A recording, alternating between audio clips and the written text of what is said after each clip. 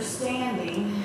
And okay, must be in there. I wanted to say thank you, though, to Jez for bringing music again today. We had fun with Gwen last week, but they were on vacation. Will and Jez were on vacation last week. I know you have fabulous time. I know, it's good to be back. Yes, it is good. It's good to return to unity. There you go. Yes, yeah, it's beautiful. So, on this quest for spiritual understanding, I have a question for you, and this is my question. Can we live from a place where we can realize that we don't need to have all the answers? Yeah. Captain Answer. How many people think you are Captain Answer? Well, okay. Some of you might automatically say, yes, you can, and some of you might say, no, I want to know everything. I want to try to grasp everything, and I want to come from that place. And some of you might still be thinking about the question and haven't come up with an answer yet, and all of that's okay. And while we're trying to determine this, let's affirm our statements of truth together, shall we? I am a child of God. I am deserving of good in my life. I am accepting my good down there. So let's look at this question at hand here and see what we can come up with. It's so easy to find answers these days, isn't it? I mean, there's Google, there's dictionary.com for spellings and everything. There's MapQuest if you need to go somewhere. There's mathway.com. I didn't even know it existed until the other day, but now I know. But you can cheat on every math equation you want to answer just by going to mathway.com and plugging it in. It'll give you the answer. So you don't even have to think about doing math these days. Yeah.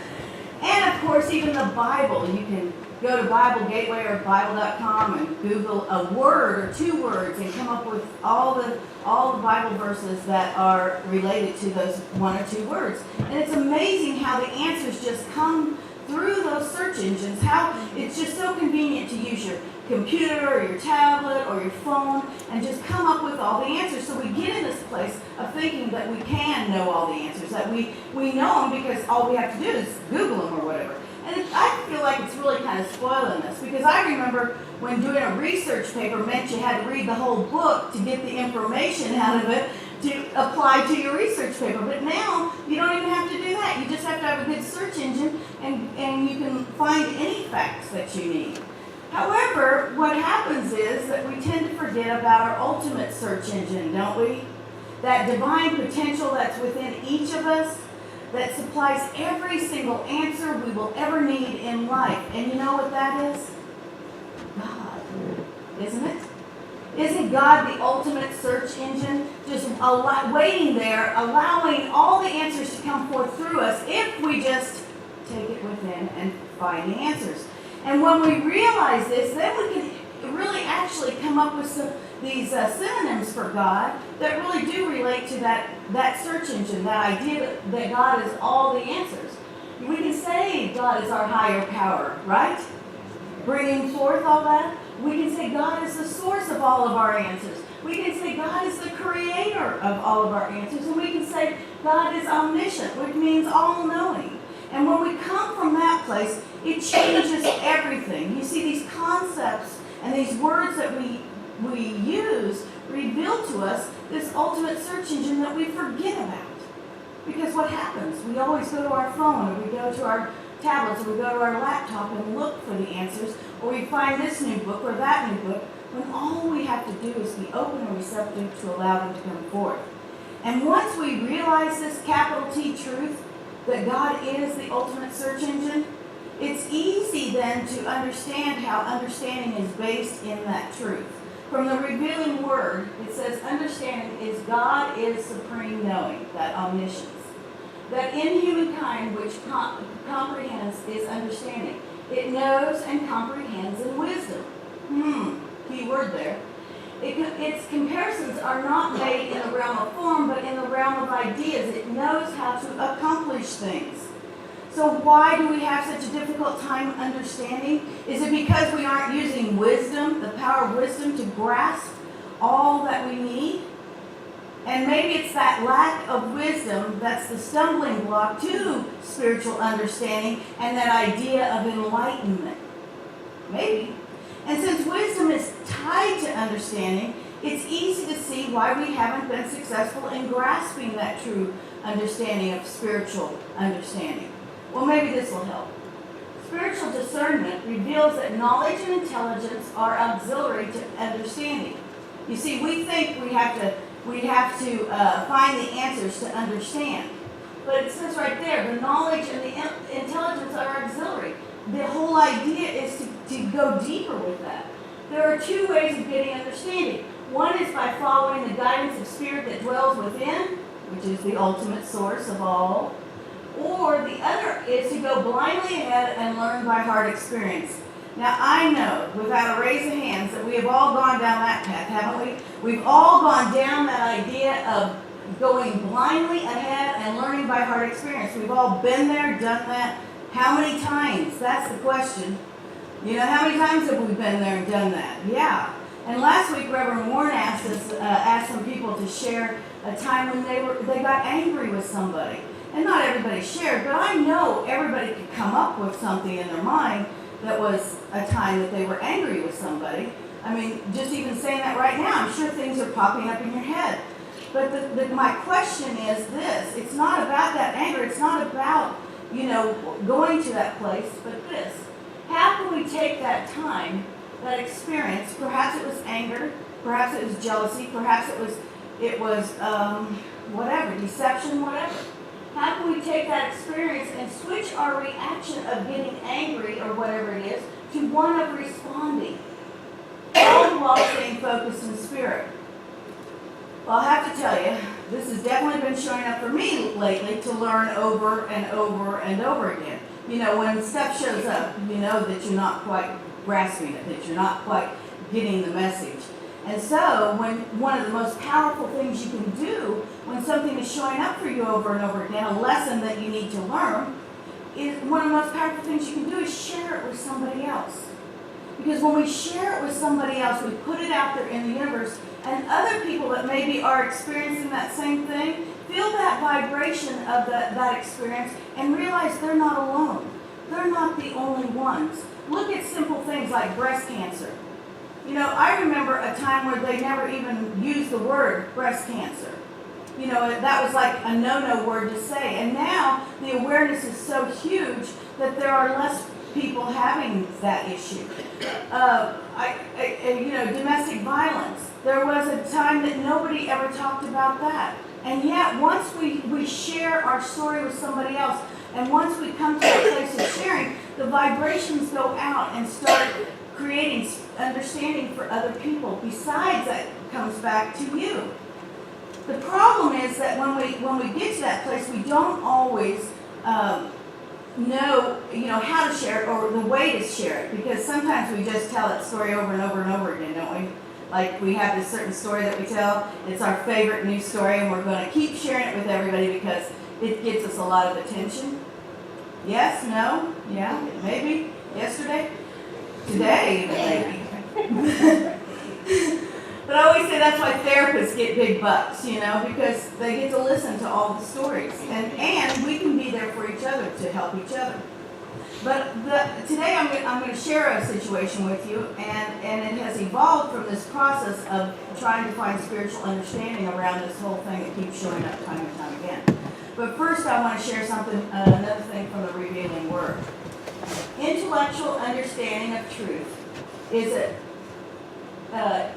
tremendous step in advance of sense consciousness, and its possession brings the temptation to use for selfish ends the wisdom and power thereby revealed. I think this is what happens with me in this particular example that I'm going to share in a minute. I understand and know truth, and I think probably most of you do too, right? You understand and know it. And you can even begin to talk about it. You can even begin to share that with other people. And you might feel confident enough to do that. But then the problem becomes living it, doesn't it? Because we can talk about something and we can know something, but are we truly living from that place? Are we living that every single day? Because if we're living that every single day, our lives would be picture perfect all the time. And that's kind of a hurdle for us to jump over, is to get beyond that place where we're not living it every day. We have to be living it out every day. We have to be coming from that place. Because if we're not, then this is when sense consciousness, where is it?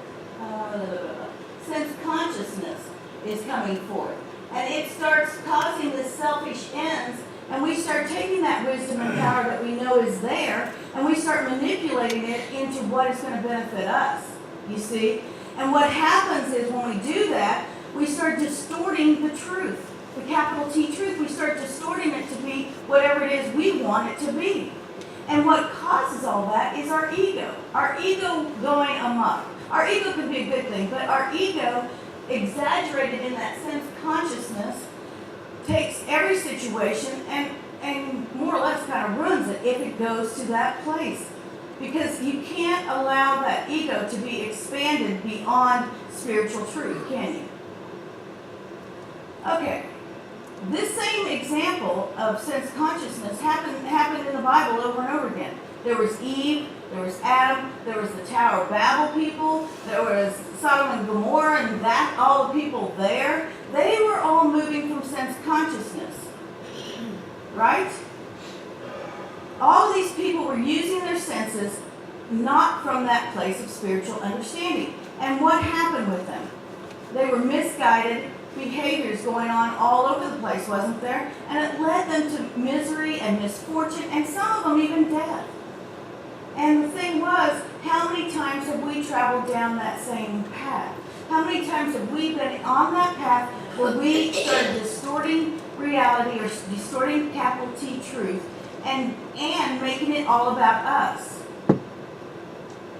Well, there could be too many to count. And so what we have to look at is how can we change that behavior and live from the truth that we know. Live from that place of truth, that spiritual understanding comes into our lives every single day, and we move beyond that. Well, you know, last week was Mother's Day, and we all know Mother's knows best, right? Yes? No? Yeah? Maybe? Maybe. But everybody's saying, everybody's kind of going yes, maybe, and some people aren't. But the thing is, see, that's how quickly we can jump into sense consciousness, isn't it? Because saying Mother knows best is really from that place of sense consciousness. It's not coming from that place of pure spiritual understanding. And my story kind of goes along with this. You know, there are many mothers and fathers, not leaving you guys out at all because I know you have experienced this, but we struggle to keep that balance of parenting and friendship and letting go with our children, don't we? And it can be difficult and sometimes just plain right impossible. We somehow jump into that ego and want it to be the way we want it to be, don't we? Because we know best. We want to see the best for our children, and we know best, and by golly, we can tell them what the best is, can't we? Yeah. You're hearing it now, aren't you? And it's funny now, but how many people have been there, done that? Yeah, we all have. And you know, the thing is that we can know the best for somebody in our own sense, in our own way. And we want the best for everybody, don't we? Especially our children. We want them to be successful. We want them, or grandchildren, we want them to see the potential within themselves. That we want them to use that ultimate search engine to be the best that they can be. And yet, sometimes we don't go there. We go to that place of telling them how we think it should be the best. And the key is that we can't define what is best for somebody else. We can have a desire of wanting the best for somebody else, but we can't define what the best is going to be for somebody else, can we? No. And once we do that, then we start going from ego, and we start not coming from spiritual understanding, and all of that starts going amok. Well, if we could stop and breathe and just turn within, the outcome could be totally different. We could come to that place where we are responding instead of reacting. And that changes everything. Now, the definition of, a little bit more for the definition of spiritual understanding is, spiritual understanding is the quickening of the spirit within. You see, it has nothing to do with the search engine of Google or MapQuest or any of those. It has to do with the search engine that is within you. Spiritual understanding is the ability of the mind to apprehend and realize the laws of thought and the relation of ideas one to another. We don't go to that place where our mind is controlling every thought. No, we allow those divine thoughts and ideas to come forth, and to come forth in action in our lives so that we can be in that place of understanding what is truly ours to do. Well, when I looked at this and everything, I thought, okay, that's all cool, but how do we actually do this? How do we get to that place? And then I came across some writing of the Fillmores. They put together some lessons, and they're online, and they were from, I think, 45 or something like that, 1945, someplace like that.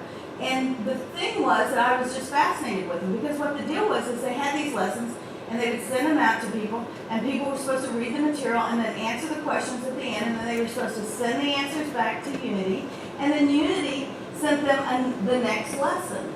And so it was kind of like I don't know, a what? Correspondence course, yes, exactly, that's it. And I thought it was really cool. Well, this one particular one was called Methods and Ideas for Conducting Centers and Study Classes. And the centers, and they gave you this idea of the center's mission to be, which I thought was a beautiful statement that we could use every day in our lives. The highest service is to help another to obtain a clear realization that the working power of God is in every person. Isn't that cool? And then when I read it, I said, man, isn't that what I'm trying to teach our children? Isn't that what I'm trying to teach another family member? Isn't that what I'm trying to do here? And then I realized, once again, I was going to my idea of what I thought was best and my point of view. And I stopped myself and said, no, it isn't about my point of view. It isn't about what I think everybody should do. It's about them finding it for themselves and revealing it for themselves. We all want our own space, don't we? We all want to be able to make our own decisions and be who we are, especially kids once they get old enough to call themselves adults, even though they act like they're still 12. But that's another story. Going to the ego again. But when we come to that place where we can, respect and honor each and every person's space, then we can let go of that ego and let go of that control. And we can even pray for spiritual understanding for ourselves to be able to move beyond that place of trying to make it be about us and about our point of view. You see, that idea of our point of view, if we're pushing that in there, then we're not in a neutral zone, are we? We're not in this place where we are beholding the Christ in ourselves or another. And when we are in that place of beholding the Christ in ourselves and in another, we're in a neutral zone. And this neutral zone is a cool place because you won't have judgment or criticism or anger or any of those things in that neutral zone, will you? You can just be calm and be peaceful and see the highest good for all without defining that highest good. And none of those attributes that I'm talking about are in that neutral zone. And none of them are in that Christ zone, I call it too. And none of those things exist if you are truly working in that zone of spiritual understanding. So I found some checkpoints or some steps for us to follow to get to that neutral place of the zone of understanding, or spiritual understanding. And I have a card for you, and I don't know, Neil and Todd are going to pass them out to you right now. And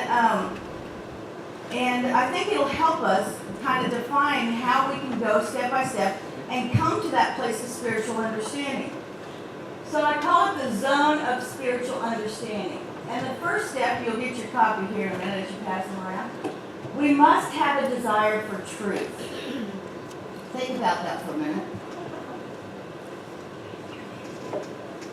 Because you have to truly decide within your own self that the desire that you long for day in and day out, that desire that's calling you to find that spiritual higher plane, that desire that's within your consciousness that's calling you, is really a desire for truth, capital T, truth.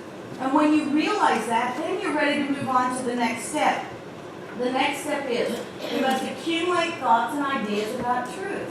And we do this through attending service and classes and reading, through being in conversation with each other, in community with each other. I mean, it could be from from setting up hospitality to doing the dishes to doing anything, just being here listening to somebody. That's a place where we accumulate thoughts and ideas about truth, and we soak them in and we take them in, listening and speaking whatever it is that we need. And then we must gain a clear realization of the truth contained in these ideas.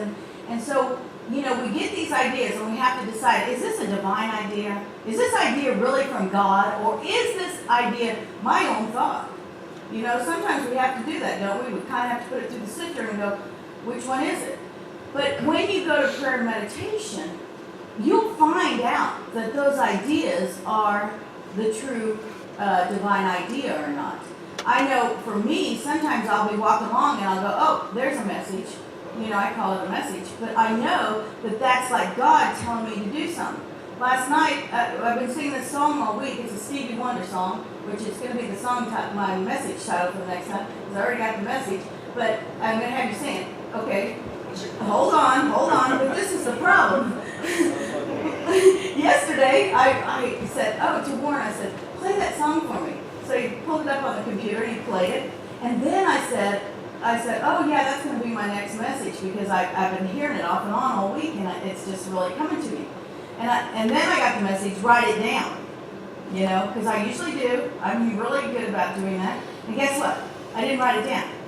And then this morning, I said, Warren, what's that song? I can't remember it. And he said, I don't remember. And I go, it's on the computer. And so we got here to church, and I had him look it up.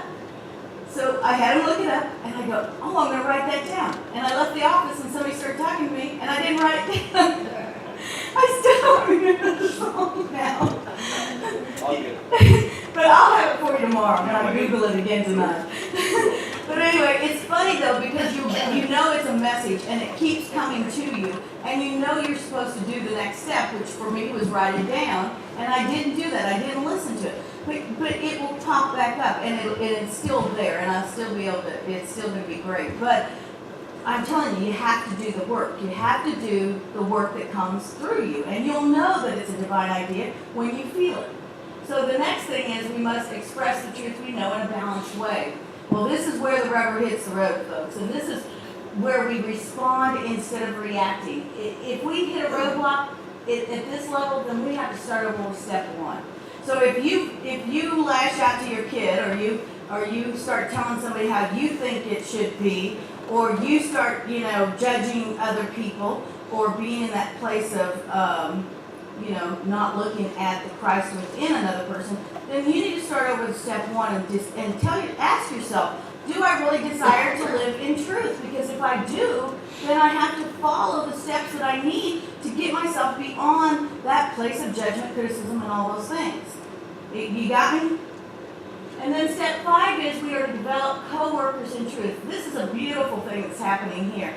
Judy's over there in Youth Ed right now. I mean, she can tell you that the Love and Ending Language event that we had for Valentine's Day, there were so many people that volunteered, and so many people came together. It was a beautiful experience of people, and nobody, we kind of had assigned jobs, but not defined of what your job. There was no micromanaging. It was a free-flowing exhibit of people sharing their gifts and talents and coming together, and it was a beautiful thing. And it's the same thing. And we've got, Dr. Anna here now that is an LUT, that licensed Unity teacher that can teach classes for us and doing so. We have Diane who's taking the classes to learn to be a licensed Unity teacher. We have a new person, Joyce, who is was a Methodist minister, and she's going to go for her licensed Unity teacher. And we invite anybody that wants to teach a workshop, a class, or any of that kind of stuff to come forth and share it with us, because we want to have activity all the time that helps bring different interests to people. And that's what this is about. We lead and teach and grow in spiritual insight and truth, and it takes the entire village to do that. And especially when we have a bigger facility, it's going to be so great, because we're just going to have all kinds of activity going on all the time.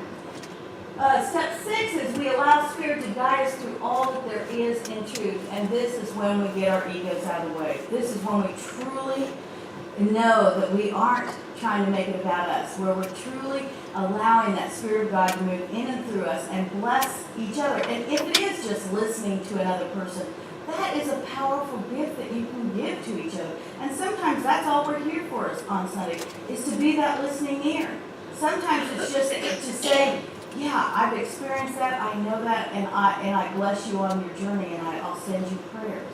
You know, all of those things are there to help us be that truth, spirit of truth coming through us.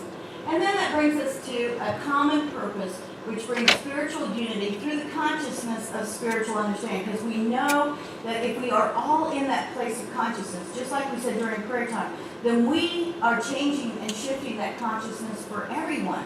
We are shifting the consciousness beyond these walls. We are shifting the consciousness beyond this city. We are shifting the consciousness beyond the county and beyond. And it does make a difference. It makes a huge difference because we are here to build the conscious relationship of the one presence and one power of God. We say that every week, that statement of being. And from the Bible, John 16:13, when the Spirit of truth comes, and sorry it says he, but we're going to use he will guide you into all the truth. He will not speak on his own. He will speak only what he hears, and he will tell you what is yet to come. You see, Jesus gave us direction in these words. It's not a prediction. It's that guidance that we need to follow, to put our lives into action, to live from that place of truth through spiritual understanding. And as truth students, we are all truth students in this together. And when we receive the divine ideas of truth, we can speak them without hurting anyone, without shame or blame, and without any residual effect mirrored back to us. We won't have to keep learning that lesson over and over and over again because we'll get it. We'll get it the first time, and we'll release any of that residual effect, and we'll be living from that place of spiritual understanding. And this will happen because we'll be in the zone of spiritual understanding. And in that zone, that's where God is. God is our ultimate source, our ultimate search engine, and God is all good. And we can't do this when we're in reactionary mode, but we can do it when we are in that zone of spiritual understanding. You see, I invite you to take these 7 steps with you and use them before you make that phone call, before you talk to that person that likes to push your buttons, and even before you meditate and pray. Because it's going to recenter your thoughts and your ideas and your beingness into that place of balance and truth. These steps have helped me tremendously over the last few weeks to rebalance myself, to get myself back in alignment of it not being about me not choosing what's best for somebody else, especially my children, and allowing them to choose what is best for them. And my hope is that they will help you also. And my desire is for us to join together in this spiritual journey to truly find that spiritual understanding through all that there is in truth. Thank you for being here today, and God bless you.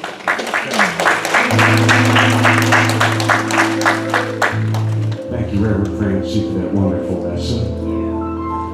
Right now we're going to do a little medley of a few of the tunes that some of them you might have heard before here in the services.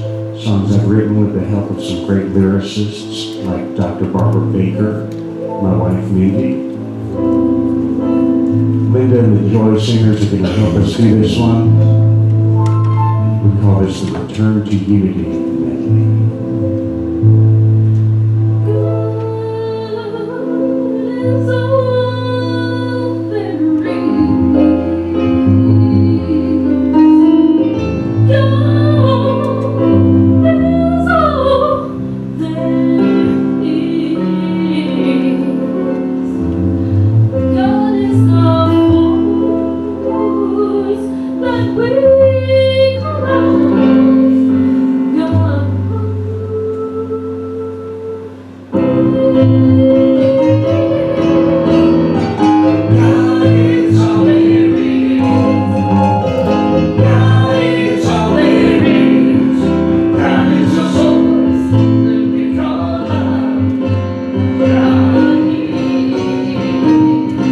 I'm too grateful for this moment.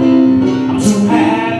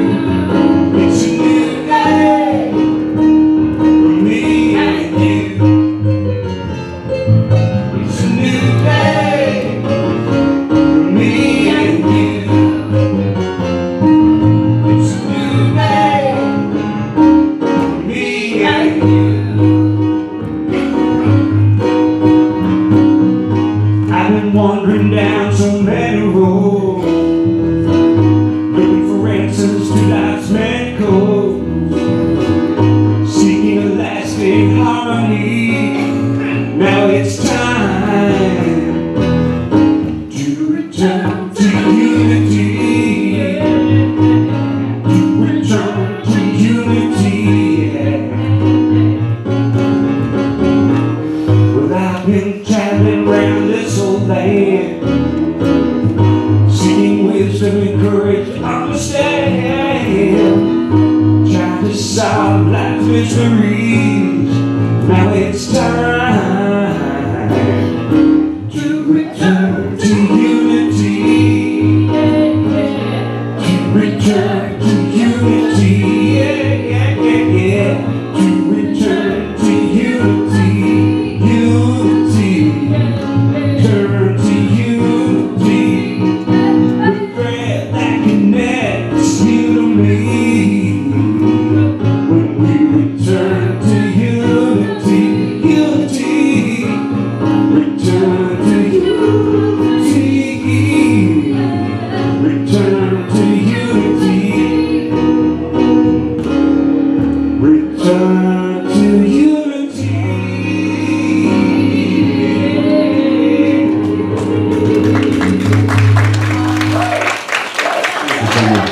Thanks, Amanda, Bill, and Gary, and Bill.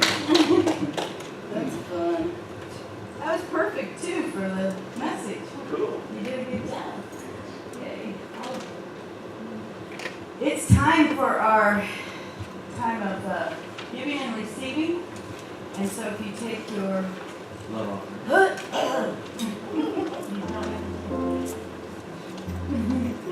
and we say our prayer of abundance together. Divine love Flowing through me, blesses and multiplies all that I have, all that I give, and all that I receive. I am grateful. Yeah.